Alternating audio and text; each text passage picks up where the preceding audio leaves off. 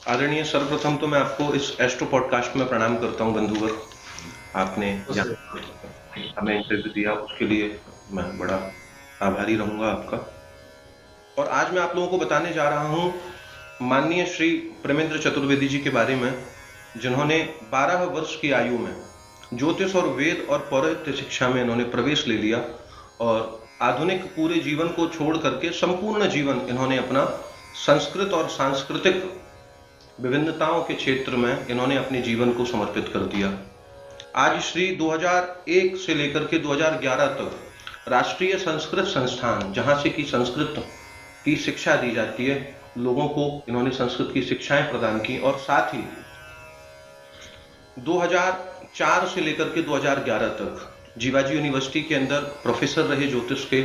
और 2011 के बाद में इन्होंने इंडिपेंडेंट अपनी स्टार्टिंग की आईकास से, जो कि एक ज्योतिष का बहुत बड़ा संस्थान है, और आप श्री ग्वालियर चैप्टर के उसके चेयरमैन भी हैं। लगभग अभी तक आदरणीय जी आप 750 बच्चों को अब तक पढ़ा चुके हैं, जिसमें हर क्षेत्र के अन्य ज्योतिषाचार्य रहे जिन्हें आपने ज्योतिष का अध्ययन और अपनी पूरी जानकारी आपने प्रदान की। तो कैसा अनुभव रहा अभी तक आपका? हमारे लोकसभा सचिव हैं डॉक्टर श्री प्रदीप चतुर्वेदी जी, उनके माध्यम से जो नोएडा का चैप्टर था उसके माध्यम से ग्वालियर चैप्टर मेरे को मिला और उन्होंने मुझे ग्वालियर चैप्टर चेयरमैन बनवाया।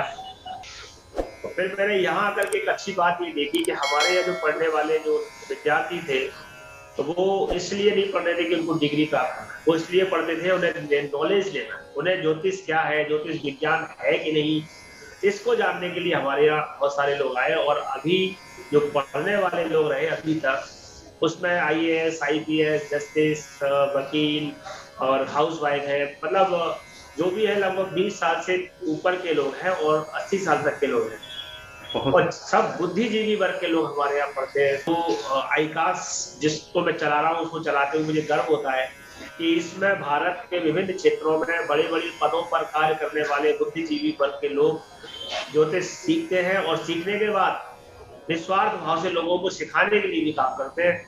जो सिद्धांत है, जो विज्ञान है, जो हमारे पराशर बराबरी ऋषियों ने बताया है, उनको अप्लाई करते हुए भी आप लोगों को बता रहे हैं, सजेशन कर दे रहे हैं, और उसके बाद आपको लगता है कि मेरी ये उचित फीस है, परामर्श है, तो आप अपना परामर्श दीजिए, लेकिन उसे किसी प्रकार से अन्य विधि से चीट न करें। ये मेरा लोगों से अनुरोध रहता है। का अनुभव रहा है, उसमें आपने ऐसा क्या खास देखा? मतलब ऐसे भी विद्यार्थी जिनके अंदर ऐसी क्या लग्नशीलता है, या आप ज्योतिष के अंदर आए तो आपने अब तक के ऐसे क्या विशेष अनुभव प्राप्त किए इस ज्योतिष के द्वारा? देखिए, जब मैं ज्योतिष में आया तो सबसे पहले तो ज्योतिष में आने के बाद ये बात तो क्लियर हो गई कि हम नहीं चलते, हमको चलाने वाला कोई और है। ऐसा ही मैं विद्यार्थियों को देखा कि कई विद्यार्थी हमारे पास प्रशिक्षण के लिए आते हैं, तो जिनका जैसा दशा गोचर होता है वो उतना जोड़ते हैं। कुछ विद्यार्थी ऐसे होते हैं जो हमारे यहाँ आते हैं, महीने 15 दिन 10 दिन पढ़ के चले जाते हैं, कुछ होते हैं 6 महीने पढ़ते हैं, कुछ महीने साल भर पढ़ते हैं, कुछ अभी मतलब 2011 से आज तक जुड़े हुए हैं, फैकल्टी में काम भी कर रहे हैं, पढ़ रहे हैं, पढ़ा रहे हैं। नया कोई विषय आता है तो उसे कहते हैं गुरुजी अब इसमें हमको 20 में भेज दो, हम ये भी करेंगे। तो इसका मतलब उनकी कुंडली में कोई जो दशाएं हैं, धर्म भाव की, नवे भाव की दशाएं विशेष करके धर्म की ओर प्रेरित करती हैं, और हायर एजुकेशन के लिए भी, क्योंकि जब आपका एक एजुकेशन का लेवल कंप्लीट हो जाता है उसके बाद हायर एजुकेशन के लिए आपको 9th हाउस को ही देखना है, और प्लस 9th हाउस के साथ साथ आपको धर्म देखना है, तो फिर नवा हाउस ही देखना है। तो मैं देख रहा हूँ, और विशेष करके उनकी कोई गुरु या बुध की ऐसे किसी ग्रह की दशा जो धर्म की ओर ले जाती हो, तो ऐसे लोग काफी जुड़े हैं। और कुछ ऐसे भी आए कि आज पूछ रहे कि हमको प्रवेश लेना है, और साल भर नहीं आए, 2 साल भर नहीं आए, 3 साल बाद फिर आए और फिर उन्होंने प्रवेश लिया। तो हमने कहा तुम 2 साल पहले ले लेते तो अब तक तुम्हारा ये कंप्लीट हो जाता जी। बोले अब कोई बात नहीं, अब हमें डायरेक्ट विचारत करा दो। हमने कहा डायरेक्ट तो तब भी नहीं होगा, जब भी नहीं हुआ था, फिर आपको नई सीढ़ी चलना पड़ेगा। तो इसका मतलब कहीं ना कहीं उनकी कुंडली में शनि था जो दिले की तरफ प्रेरित कर रहा था कि आप, मतलब एक ग्रह है, जैसे हम कहते हैं शनि और गुरु को शुभता का प्रतीक मानते हैं, शनि को काल का, समय का प्रतीक मानते हैं जी। तो शनि जो है वो डिले के रूप में भी देखा जाता है। अब बृहस्पति तो कह रहा है जाओ ज्ञान अर्जन करो क्या, लेकिन शनि कह रहा है कर लेंगे, उस चक्कर में वो व्यक्ति डिले होता है। तो ऐसी चीजें बहुत सारी आप जीवन में देखते हैं। तो हमारे काफी विद्यार्थी हैं, अच्छे हैं, बहुत सारे हैं वो आधे में भी छोड़ के चले गए। ऐसा नहीं कह सकते कि सभी ने संपूर्ण ले लिया है। और इसमें सबसे बड़ा रोल ग्रहों का ही है, जिसके ऊपर जैसी दशा चल रही है। राहु है, किसी को भटका दिया राहु ने, राहु भटका भी देता है, राहु दंड फन की तरफ भी ले जाता है। अच्छा। अब 6 महीने का कोर्स कर लिया और उसके बाद उन्होंने समझ लिया कि अरे इसके अंदर तो ये राहु केतु शनि मुख्य होते हैं, तो अब राहु केतु शनि मुख्य पकड़ के वो ताबीज सिद्ध हो जाते हैं, तो बस वो ताबीज पे काम करने लगते हैं। तो इस प्रकार के तब उन लोगों से मैं कहता हूँ भाई आप आईकाश में क्यों आए थे? कुछ लोग ऐसे आए, और जब भी आईकाश में हमारे पास लोग आते हैं पढ़ने के लिए, हम उनसे सबसे पहले पूछते हैं कि भाई आपने हमारे यहाँ एडमिशन क्यों लिया? तो वो खुद ही बताते हैं कि मैं कुंडली दिखाने गया था, मेरे साथ ये चीटिंग हो गई, मैं यहाँ गया था, वहां गया था। मेरे पास काफी लोगों के अनुभव है। तो उसके बाद उन्हीं में से जो लोग ये काम ही करने लगे, तब मैंने एक दिन उनसे कहा, मैंने कहा तो मेरे पास नोट रखा हुआ है कि आपने क्यों प्रवेश लिया था, कि आपको किसी ने चीट किया था, और आज आप भी वही काम कर रहे हो, फिर आपको उसमें अंतर क्या रहा, फिर आपने क्यों ऐसा किया? अरे सर वो क्या बताएं, कोई सीधे हाथ से देता ही नहीं है। तो मैंने कहा न दे, आपको जब ऐसा लग रहा था कि ज्योतिष में इस प्रकार की प्रवृत्ति है, तभी तो आप अच्छी प्रवृत्ति के लिए आए थे कि कुछ अच्छा हो, कुछ अच्छे लोग मिले और हमें भी अच्छा संकल्प करना है। लेकिन वो भी गलत संकल्प की ओर चले गए, तब बड़ा दुख होता है कि ये गलत संकल्प की ओर क्यों जा रहे हैं। तो फिर लगता है कि कुछ लोगों के लिए धन ही सब कुछ होता है, लेकिन मित्रों धन जीवन में सब कुछ नहीं होता। आप यदि निस्वार्थ भाव से काम करते रहेंगे तो सब कुछ अच्छा चलेगा। तो हम निस्वार्थ भाव से सब काम करते रहे तो सब कुछ अच्छा रहेगा। और इसी प्रकार मेरे पास काफी लोग आते हैं, यही मेरा अनुभव रहा है। तो आपने कभी ऐसा महसूस किया कि जो लोग पहले अच्छी वृत्ति की बात करके आते हैं आपके पास में, और उसके बाद में फिर उनकी एकदम से वृत्ति क्यों बदल जाती है? मतलब इसमें भी तो ग्रहों का कोई ना कोई तात्पर्य होगा। राहु ब्रह्म का कारक है, तो ब्रह्म देखिए, एक तो साम दाम दंड भेद, बुरी नियति, बुरी स्थितियां, ये सब राहु आदि ग्रह देते हैं। और इनके साथ उपग्रह भी हैं, बुलिक मांदी आदि, ये भी जुड़ जाते हैं।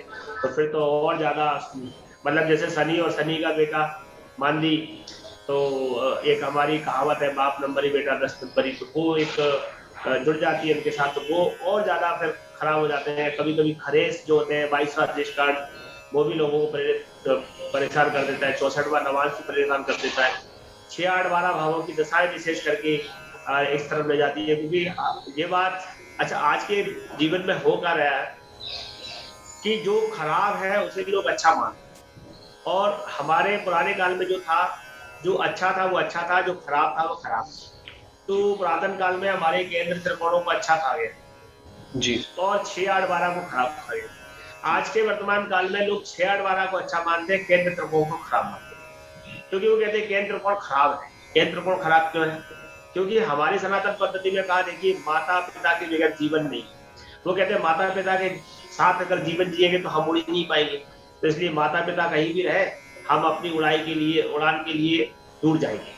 तो माता पिता की चिंता बच्चे बहुत कम आजकल कर पा रहे हैं। ऐसा नहीं है कि वो चाहते नहीं है, उन्हें अपनी उड़ान की भी चिंता है, लेकिन अपनी उड़ान के चक्कर में आपने कई बार केसेस सुने होंगे, माता पिता घर में अकेले ही उनकी डेथ हो गई और वो बच्चा आ नहीं पाया। और वो कई घरों में तो मैं जाता भी हूँ कि वो बेचारे अंकल आंटी 70 की उम्र है, 60 की उम्र है, नौकर चाकर लगे, 2 बच्चे हैं, बाहर हैं, ऐसे कई घर हैं। तो उनको मतलब केंद्र अच्छे नहीं लग रहे, क्योंकि केंद्र उनको घेरे हुए हैं। सप्तम भाव भी केंद्र है।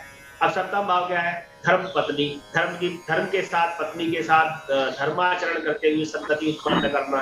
तो आजकल धर्म के साथ कोई रहना ही नहीं चाहता। सरकार ने भी एक अच्छे नियम बना दिए लोगों के लिए खुश रहने के लिए कि लिव इन रिलेशनशिप में रहो, जैसा चाहो वैसा करो। ये जो हमारे धर्म का, हमारे संस्कृति का जो नाश हो रहा है, उसमें कहीं ना कहीं जो आज की जो काल है वो बड़ा जिम्मेदार है। तो हमारे केंद्र जो अच्छे माने गए हैं, क्योंकि आप जब एक पत्नी, एक नारी सदा ब्रह्मचारी, जो हमारे शास्त्रों में बात कही गई है, तो उसके साथ रहेंगे तो आपका जीवन अच्छा रहेगा।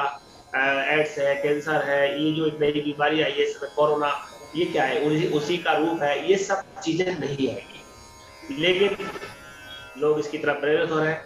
10वां भाव, चतुर्थ भाव, 10वां भाव कर्म करने के लिए है, चौथा भाव सोने के लिए है। लोग बाग रात में काम करते हैं। देखिए भी जितने भी आप कॉल सेंटर वाले काम करने वाले सब रात में काम करते हैं, दिन में सोते रहते हैं।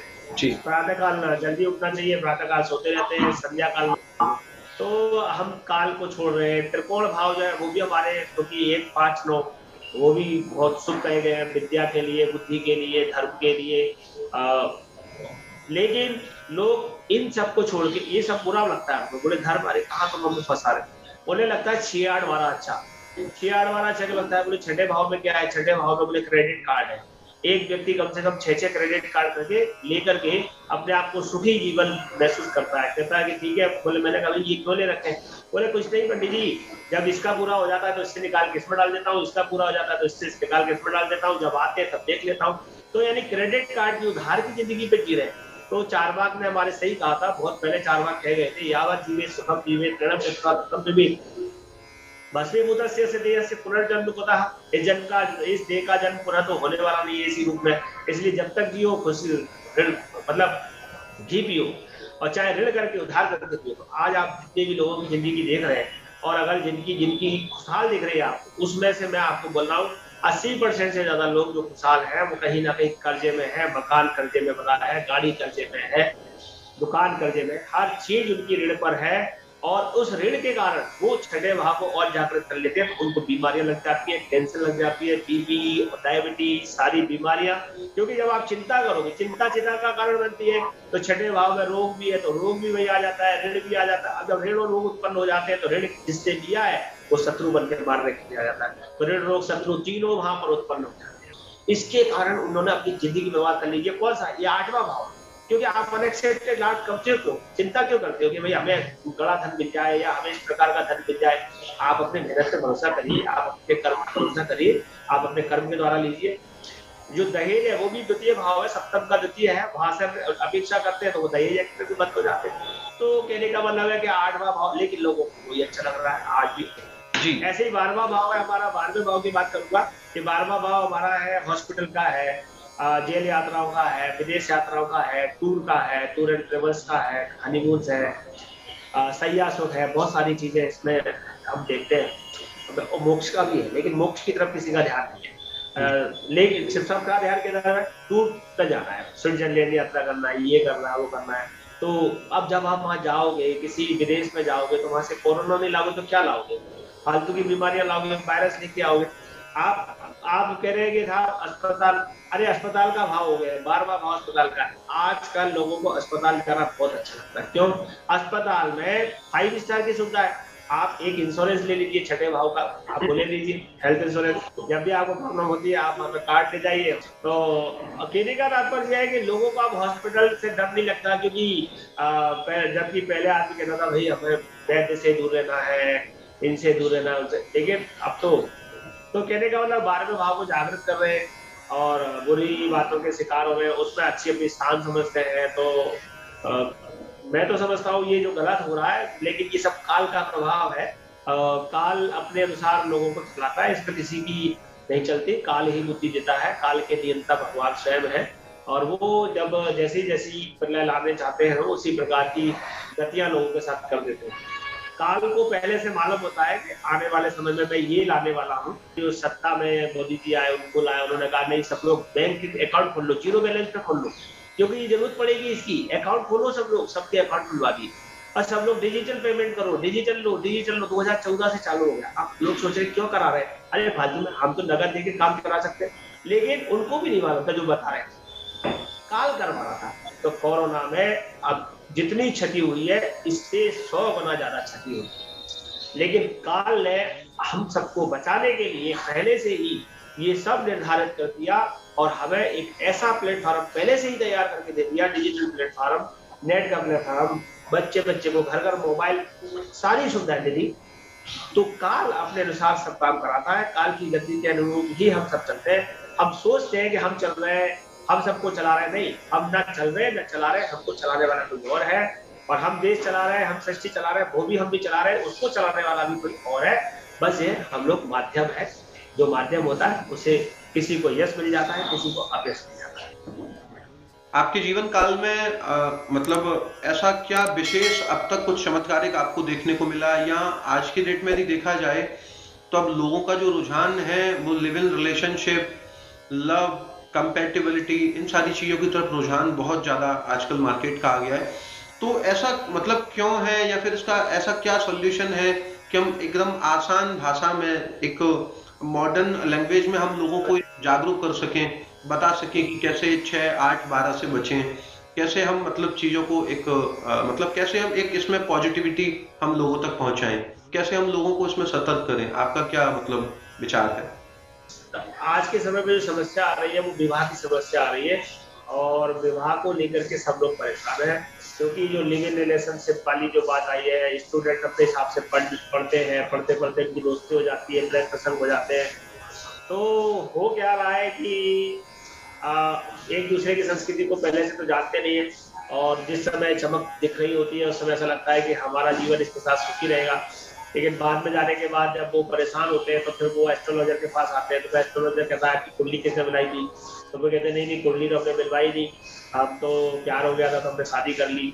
तो ऐसी समस्या लेकर के आते, तो मैं तो कहता हूँ कि देखिए, संसार है, काल है, मैं मानता हूँ, लेकिन अगर हम अपनी संस्कृति के साथ चलेंगे और जो हमारे शास्त्रों में बताया गया मार्गदर्शन है उसके अनुसार चलेंगे, तो जो भी लोग अपना जीवन अच्छे से निर्वाह करना चाहते हैं उनका जीवन अच्छे से होगा, क्योंकि हमारे ऋषियों ने बहुत पहले ही इस विषय को बना दिया था कि दो अनजान प्राणी मिलते हैं जो अलग अलग संस्कृतियों में पले हैं, अलग अलग घरों में पले हैं, और उन दोनों के मिलने के बाद एक नए परिवार का जन्म होता है। तो दोनों के यहाँ की जो वातावरण है वो अलग अलग है, संस्कृति थोड़ी सी अलग अलग है, रहन सहन, तो उसके लिए उन्होंने हमारे यहाँ अष्टकूट मिलान व्यवस्था बनाई है। जी। अष्टकूट है, 10 कूट है, हालांकि विंशति कूट भी है, दक्षिण भारत में विंशति कूट भी देखते हैं, 20 प्रकार के कूटों का विचार है, लेकिन हम नॉर्मली सब लोग अष्टकूट पर बात करते हैं। तो जो अष्टकूट विचार जो बनाया गया वो बना इसलिए गया है कि राशि के आधार पर और नक्षत्र के आधार पर, इन्हें 4 इसमें राशि आधारित है, 4 नक्षत्र आधारित है। राशि के आधार पर और नक्षत्र के आधार पर वर वधू के नेचर आदि का मिलान करके देखते हैं कि इन दोनों में कितनी साम्यता रहेगी, कितनी सौम्यता रहेगी। कभी किसी कारण इनमें विवाद होता भी है तो वो सुलझेगा भी कि नहीं। तो मात्र 14 योनियों के आधार पर ही हमारे ऋषियों ने विज्ञान के द्वारा फैसला कर दिया। जब कभी डाइवोर्स होते हैं, जब कभी लोगों में पड़ती नहीं है, तो हम जब अष्टकूट पर ले जा करके उसे देखते हैं कि कौन से ऐसे कारण थे, तो उसमें बहुत सारे कारण निकल के आ जाते हैं कि ये कारण था, इसकी वजह से इसके अंदर इन दोनों के नेचर में, जैसे किसी किसी में योनि दोष बहुत ज्यादा प्रभावित है, किसी किसी में तारा, विशेष करके तारा पे तो किसी का ध्यान होता नहीं है, क्योंकि तीसरे, पांचवें, सातवें जो तारा होते हैं वो सबसे ज्यादा खराब होते हैं। तीसरा तारा जो है वो विपद तारा है, पांचवा जो है पत्री है, सातवां वध है, निधन तारा है। तो ये 3, 5, 7 तारा, मतलब बल से बधु का या बधु से बर का जो 3, 5, 7 तारा हो तो ये अशुभ होता है। तो किसी की अगर विवाह हुआ और एक के तारा तीसरा आ गया तो विपद, यानी कि विवाह होने के बाद विपत्ति जरूर आएगी, और जिसका विपद आया है उसके ऊपर विपत्ति आएगी 100%। तो ये जो हमारा अष्टकूट का जो वैज्ञानिक पक्ष है, तो मैं तो सभी से ये कहूंगा कि आप ठीक है, आपने फ्रेंड, एज ए फ्रेंड आप रह रहे हैं, एज ए फ्रेंड जो फ्रेंडशिप हो गई, स्कूल है, ठीक है, कॉलेज है, लेकिन जो भी कुछ आप जीवन के विषय में फैसला करते हैं, और अगर सनातन पद्धति से, जो कि हमारे यहाँ 8 प्रकार के विवाह बताए गए हैं, उसमें से जो हम ब्रह्म विवाह करना चाहते हैं, यदि हम ब्रह्म विवाह करना चाहते हैं, क्योंकि वैसे तो ये जितने भी विवाह हो रहे हैं सब गंधर्व विवाह की श्रेणी में आते हैं। 8 विवाह में गंधर्व विवाह भी है, आसुरी विवाह भी है, पैशाच विवाह भी है, राक्षस विवाह भी है। तो हम ब्रह्म विवाह यदि करना चाहते हैं, जो भारत में होता है, केवल ब्रह्म विवाह भारत में, बाकी किसी देश में नहीं है, और इसीलिए अन्य देशों की संस्कृति के लोग हमारे देश में आकर के यहाँ की संस्कृति को देखना चाहते हैं। अष्टकूट मिलान, कुंडली मिलान, मांगलिक का विषय, दशा साम्य, भाव साम्य, ये सारा गहराई से विद्वान ज्योतिष से परामर्श लेने के बाद विवाह करें। लेकिन विवाह करने के बाद भी परेशानी आ सकती है यदि आप मेरी एक और बात नहीं मानेंगे तो। विवाह तो आपका हो रहा है, मिलान भी सब हो गया, लेकिन मुहूर्त पर भी आपको विशेष ध्यान देना पड़ेगा। पंडित जी के पास लोग गए, पंडित जी मुहूर्त निकाल लीजिए, अब मुहूर्त निकाल दिया, भाई 19 तारीख का रात को 1:55 से 2:55 तक का मुहूर्त है। लेकिन जब वो 1:55 से 2:55 का समय आएगा, उस समय वो सब नदारद हो जाएंगे और पंडित जी मंडप पर सोते रहेंगे, और मुहूर्त को 99% लोग चुका देते हैं, और उसके कारण परिणाम में बाद में कहते हैं किसने कुंडली मिलाई थी। अरे कुंडली मिलाने वाले ने कुंडली सही मिलाई, सब लोगों ने सब कुछ अच्छा देखा, आपने मुहूर्त का पालन नहीं किया, जिस मुहूर्त के लिए पंडित को 50 बार परेशान किया, आप उस मुहूर्त का पालन नहीं करते, फिर विवाह निकलवाते क्यों? तो इतना ही कहूँगा। आजकल आजकल जैसे कि आपने कहा कि 6, 8, 12 ये जो भाव हैं ये आजकल एक्टिवेट हो चुके हैं, लोग इस प्रकार से जीवन जी रहे हैं और अपना घर परिवार छोड़ करके बाहर नौकरियां कर रहे हैं, जॉब कर रहे हैं। तो ऐसी स्थिति में आज का सबसे बड़ा सवाल ये उठता है कि आजकल अधिकतर जो युवा वर्ग है वो बाहर जाकर के नौकरियां कर रहा है और वहां पर जाकर के एक नया मित्र, नया एक स्टाफ और एक नया एक परिवार बनता है। तो ऐसी स्थिति में आजकल के जो युवा हैं या जो लोग बाहर काम कर रहे हैं, घर परिवार से दूर हैं, तो इसमें एक कंपेटिबिलिटी ज्योतिष में एक चैप्टर आता है कि किस राशि वाले से आप संबंध रखें तो आपकी निभेगी, या कौन सा ऐसा राशि वाला व्यक्ति है जिससे अगर आप संबंध रखते हैं तो आपको हानि हो सकती है। ऐसा कुछ विचार जो युवाओं तक पहुंच सके आपके माध्यम से कुछ, यदि आप कहें कि किस राशि वाले को किसके साथ में। देखिए, इसके लिए तो उनको एस्ट्रोलॉजर के पास ही जाना पड़ेगा, क्योंकि एस्ट्रोलॉजी में वैसे अगर वो सामान्य रूप से भी जानते हैं तो मैं बता देता हूँ। प्रत्येक व्यक्ति का पंचम वर्ग शत्रु होता है, तो आप अपने पंचम वर्ग का ध्यान रखें, आपके पंचम वर्ग से आप मित्रता न रखें। इसके लिए एक सूत्र है, आका चाटा था पाया, जो आ ई उ ए जो होते हैं, का खा गा गा होते हैं, चा छा जा जा होते हैं, ठ ठा डा डा होते हैं। तो आपसे जो पांचवा आ रहा है, जैसे का है तो का चा टा ता प, तो का वालों को का वालों से, पा वालों को का वालों से दूर रहना चाहिए। तो क्योंकि इसमें जो जैसे मूसक स्वा, मूसक बिडाल आदि ऐसे इस प्रकार के उनके अंदर वर्ग वैर होते हैं, जिसको वर्ग वैर कहते हैं। जी।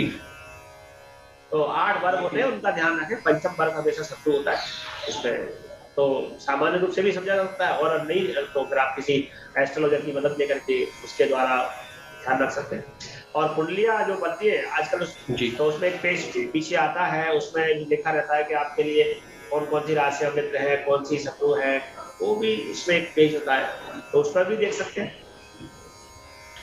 पंचम वर्ग से बचे। जी।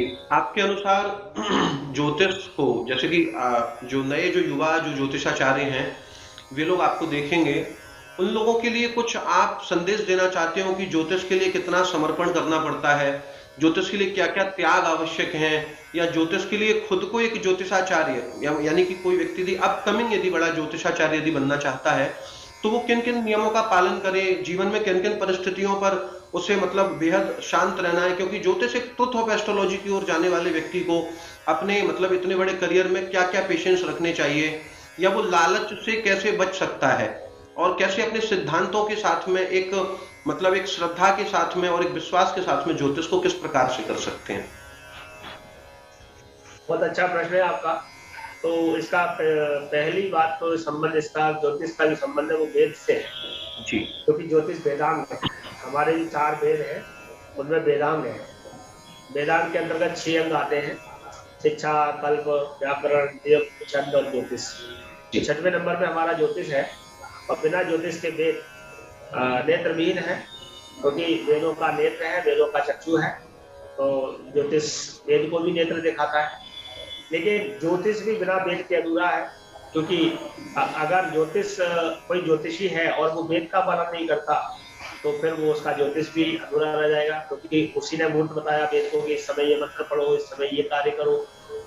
तो ज्योतिष को सबसे पहले साधक होना चाहिए, और साधक के मतलब यह है कि साधना करने वाला होना चाहिए। शास्त्रों में त्रिकाल संध्या का नियम दिया गया है कि त्रिकाल संध्या हमारी होती है प्रातःकाल सूर्योदय के समय, मध्याह्न जो ये समय निकल गया अभी 12 बजे जो अभिजीत काल होता है उस समय, सायंकाल सूर्यास्त जब मिलता है उस समय, तो हमें त्रिकाल संध्या करना चाहिए। सूर्य को अर्घ्य, गायत्री और जप आदि, स्तोत्र पाठ आदि। हो सकता है काल के वसूल होकर के आप त्रिकाल संध्या न कर पाए तो 2 काल कर ले, सुबह शाम की कर ले, और भी अगर काल के वसूल अगर आप नहीं कर पा रहे तो कम से कम 1 काल की संध्या अवश्य करनी चाहिए। तो ज्योतिषियों का सबसे पहले तो संध्या, क्योंकि वेद पढ़ने वाले को संध्या बहुत जरूरी है, संध्या करेगा क्योंकि वो उसका मूल वृक्ष है। और इसके साथ साथ वो जो ज्योतिष के सिद्धांत बताए गए हैं उनका पालन करें। गणितेषु प्रवीणो यह शब्द शास्त्री कृतः श्रमः न्याय विदः। तो गणित में गणितेषु प्रवीणो, गणित में प्रवीण हो। सबसे पहले ज्योतिष को गणित आना बहुत जरूरी है। गणित में अगर वो प्रवीण है, गणित उसका अच्छा है, तो फिर वो ज्योतिष अच्छे से कर सकता है, क्योंकि ज्योतिष जो है वो छोटी मोटी विधा नहीं है। ज्योतिष पूरी तरह से साइंस है। जो जो हम ज्योमेट्री हम 9th-10th क्लास में पढ़ते हैं, जो हम प्रमेय पढ़ते हैं, जिसको साइन कॉस टेन टेंजा ऐसी जो बचपन में पढ़ते थे, वो सब हमारे ज्योतिष में पहले से ही है जी। हम राशि को साइन कहते हैं, उसके साथ जो डिग्री है कॉस टेन वो सब उसमें पहले से है। लेकिन आज जब हम इसको पढ़ रहे हैं और पढ़ा रहे हैं तो हमने देखा है कि हमारे क्षेत्र में सबसे ज्यादा इंजीनियर्स जो आते हैं तो बहुत जल्दी हमारे इस गणित के ज्योतिष को जल्दी से समझ जाते हैं, क्योंकि वो कहते हैं सर इसमें तो हमारा जो वो साइन टेन का साइन वाला मैथ लग रहा है पूरा जो, तो हमने कहा है ही वही वाला। वो तो हम जो कि 12 वर्ष की अवस्था से जो स्टूडेंट्स गुरुकुल में चले जाते थे, छात्र चले जाते थे, तो गुरुजनों ने उसे सरल करके बनाया चालान की परंपरा से। जैसे चालान के द्वारा ग्रह स्पष्ट करने की परंपरा जो हमारी शास्त्रीय परंपरा है, इष्टकाल के आधार पे वो सब सिखाया, घटी बल से सिखाया। लेकिन एक्चुअल में तो ये वही वाला साइंस है, उसको हमने अंग्रेजी मेथड पे देखा तो वही है।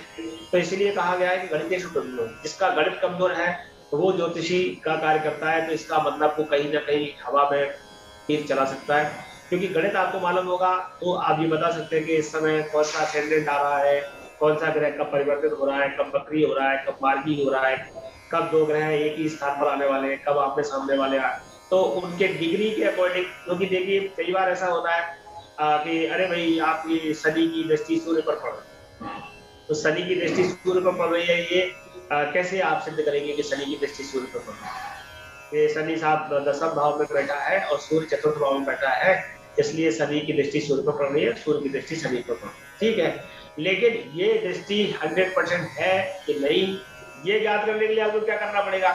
इसके लिए आपकी गणितीय तरीके से आपको जानना पड़ेगा कि वो जो बेटा है वो कितने डिग्री पर है और ये कितने डिग्री पर है। तो पता चलेगा कि दोनों के अंदर डिग्री के आधार पर बहुत ज्यादा अंतर है। दोनों में सब 180 डिग्री है ही नहीं, वो 160 डिग्री पे पहुंच गए। 20 डिग्री का भी अंतर आ सकता है, 29 डिग्री तक का अंतर आ सकता है। वो 1 पर है, वो 29 पर है। तो जब उनमें लगभग 29, तो कहा गया है कि ग्रह ज्यादा से ज्यादा 6-7 डिग्री के अंदर अगर अपना संबंध बनाते हैं तो फल ज्यादा देते हैं, बल्कि बहुत नजदीक पर तो ज्यादा फल देंगे, और मैक्सिमम अगर दूरी उनकी होती है तो 6-7 डिग्री दूर तक जा सकते हैं। तो तब उनके संबंधों का फल आएगा। मैंने कहा कि आप और हम एक कमरे में बैठे हैं तो हमारा बीच में ज्यादा अच्छा वो हो पाएगा जी। तो ऐसे गणितीय प्रोसेस बहुत सारे हैं, मैं यहाँ पर सिखाने के लिए तो नहीं, मैं आपको केवल उदाहरण बता रहा हूँ। तो गणितेषु प्रवीणो यह शब्द शास्त्री कृतः श्रमा। अब दूसरी बात कही है शब्द शास्त्री कृतः श्रमा, यानी शब्द शास्त्र पर उसे पकड़ हो, किस बात को कैसे कहना है, कौन सी बात है, उसका अर्थ क्या है, अनर्थ रूप में न कहे। तो ज्योतिषी को शब्दों के ऊपर पकड़ होनी चाहिए कि उसने जो बात वहां पर लिखी है हमारे ऋषि जनों ने, तो उसका अर्थ क्या निकल रहा है और काल के अनुसार उसका अर्थ क्या है। उसमें लिखा है कि आपको 4th भाव में शुक्र बैठा है, हाथी की सवारी मिलने वाली है, ठीक है भाई। 4th भाव का शुक्र या 4th सप्तम से शुक्र संबंध बनाएगा। 4th भाव शुक्र का है और शुक्र वाहन का अधिकारी है, वाहन का कारक है, बिल्कुल हाथी का आवाज मिलेगा। तो क्या आज के काल में हम हाथी बाजार में चला सकते हैं? तब हमें ये सोचना पड़ेगा कि हाथी नहीं, BMW जैसी कोई कार हमारे पास आ सकती है।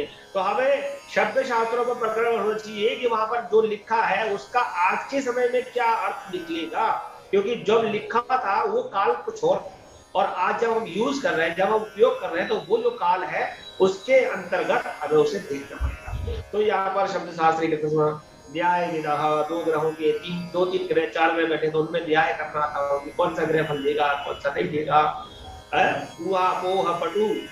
मतलब बातों में चतुर होना चाहिए कि कब कौन सी बात का क्या अर्थ निकल रहा है, और वो उसे किसी प्रकार का लोगों से लालच के भावना से कोई काम नहीं करना चाहिए कि इसको मैं कुछ ऐसा बता दूंगा तो मुझे ये मिल जाएगा या मैं इससे लालच ले लूं। गलत तरीके से उसका मतलब, जैसे मान लो आपको ज्योतिष अच्छा आ गया और आपको ज्योतिष को उसकी कोई ऐसी बात भी पकड़ में आ गई कि नहीं इसके साथ तो ये प्रॉब्लम भी है, तो आप उसका गलत फायदा नहीं उठाए, उसके नाजायज फायदे नहीं उठाए। कई लोग ऐसा भी करते हैं। मेरे जीवन में कई कुंडलियां ऐसी आई, मैंने उनसे कहा मैंने कि आपकी कुंडली में ये समस्या दिख रही है और ऐसा कुछ हुआ है, तो सर आप किसी से कह रहे हैं। हमने नहीं नहीं कोशिश नहीं की और अगर हम तो आपकी बात को बस केवल स्पष्ट कर रहे हैं कि ये है क्या। तो बोले हाँ साहब वो 2 बार मेरे साथ ऐसा हुआ। तो ठीक है, लेकिन अब मैं कहूँ कि नहीं अब तो मैं इसको ब्लैकमेल करूंगा, तो वो ज्योतिषी ब्लैकमेल करने वाला नहीं होना चाहिए। मतलब अब उसका लोगों ने ब्लैकमेल करना चालू कर दिया, उसके गलत फायदे उठाना चालू कर दिए। तो ज्योतिषी को गलत दिशा में काम नहीं करना चाहिए, बल्कि जो चीज उसके साथ गलत घट गई है उससे सही राह में वो कैसे जा सकता है, कौन से ऐसे ग्रह हैं जो वहां पर दृष्टि रख रहे हैं, संबंध बना रहे हैं, उनकी पीएसी हो रही है, उनके माध्यम से उसको वहां से बचाने की। क्योंकि ज्योतिषी तो लोगों को अच्छी राह दिखाने के लिए है, उनको बचाने के लिए है, उनको सन्मार्ग सन्मार्ग दिखाने के लिए है, क्योंकि ये तो देव कार्य है। हम देव कार्य कर रहे हैं, मैंने कहा वेद से निकला हुआ है, देव कार्य है, और देव कार्य को हम गलत नियति से गलत तरीके से करेंगे तो हमारा भी नाश होगा और यजमान का भी नाश होगा जी।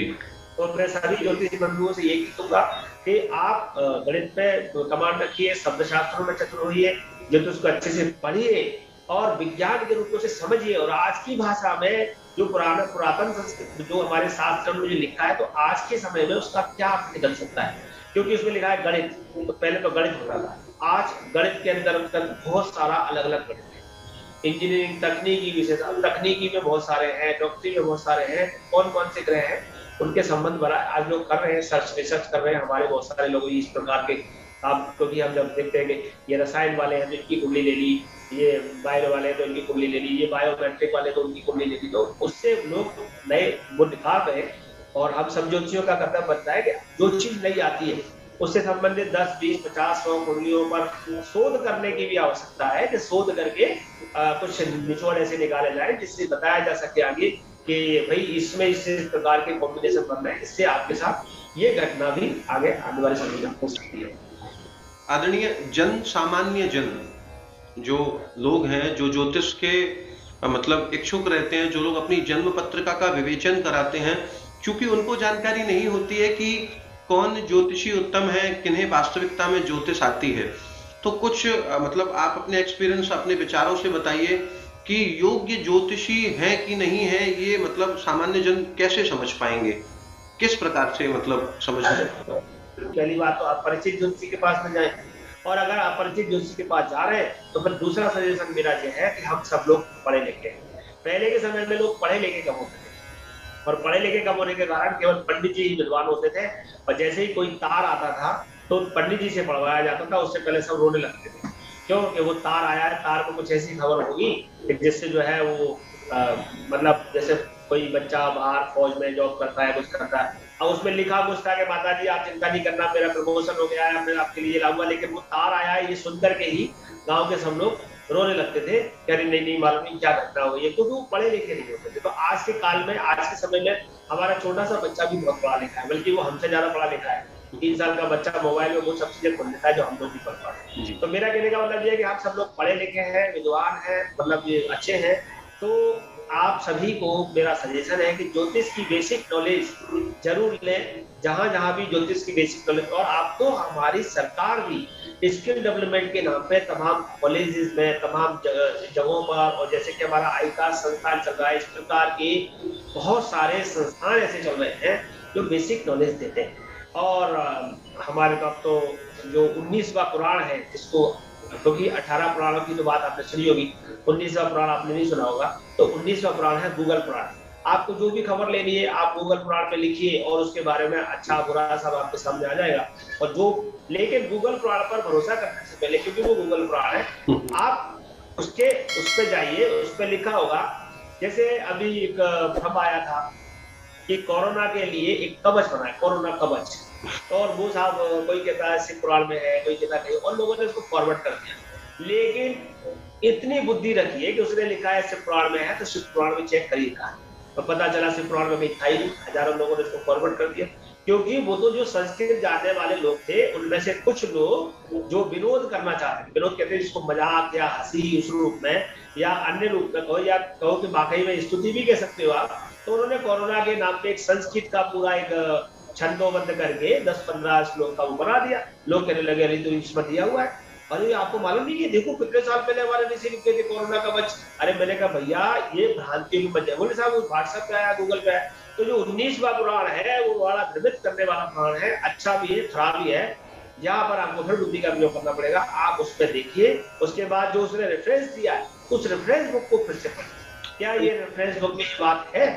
तो आपको सिद्ध हो जाएगी। तो आप बेसिक तरीके से नॉलेज ले सकते हैं और आप गूगल, यूट्यूब आदि के माध्यम से भी नॉलेज ले सकते हैं, लेकिन मैं सभी से कहूँगा बेसिक नॉलेज ले लीजिए। तो जो भी ज्योतिषी है, जिसके पास भी आप जा रहे हैं, आपकी बेसिक नॉलेज होने के कारण आप उसके ज्ञान को कुछ हद तक समझ पाएंगे कि उससे एस्ट्रोलॉजी का ज्ञान है भी कि नहीं।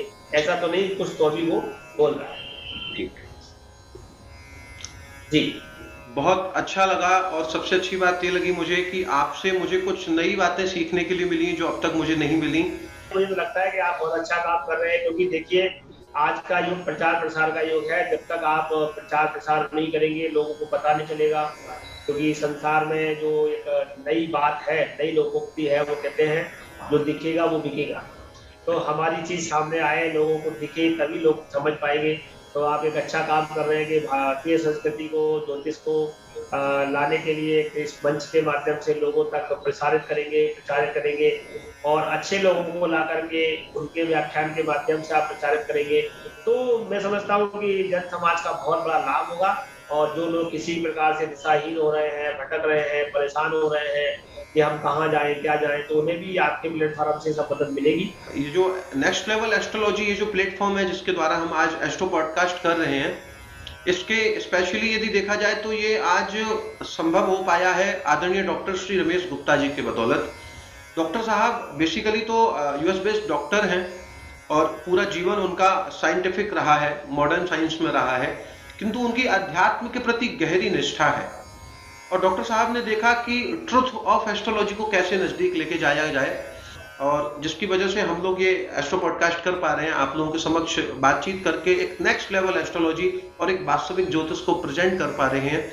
और बहुत अच्छा लगा आपसे बात करके, और साथ ही आपके ये जो संदेश हैं, हमारा पूरा प्रयास है कि जो आने वाली जो भविष्य है, आने वाली जो पीढ़ियां हैं, उनके लिए बहुत काम आने वाला है। और मैं बहुत आभारी रहूंगा। मैं आपको प्रणाम करता हूँ। आप लोगों का धन्यवाद। आशीर्वाद। रमेश गुप्ता जी का भी कल्याण हो, आप सबका भी कल्याण हो, और इसी प्रकार से कल्याणमय कार्य आप करते रहे। सर्वे भवन्तु सुखिनः, सर्वे सन्तु निरामया, सर्वे भद्राणि पश्यन्तु मा कश्चित् दुःखभाग् भवेत्। इस प्रकार की मेरी भावना सभी के साथ, आपके साथ जुड़ी हुई है। और आप उन्नति की ओर अग्रसर हो। ये हमारा 360 जो आपने प्लेटफॉर्म बनाया है, ये अपनी उन्नति को प्राप्त करे, लोगों के भरोसे पर खरा उतरे, ये अपेक्षा लेकर के मुझे बड़ा आपसे आनंद प्राप्त हुआ। जी, जय गणपति। प्रणाम।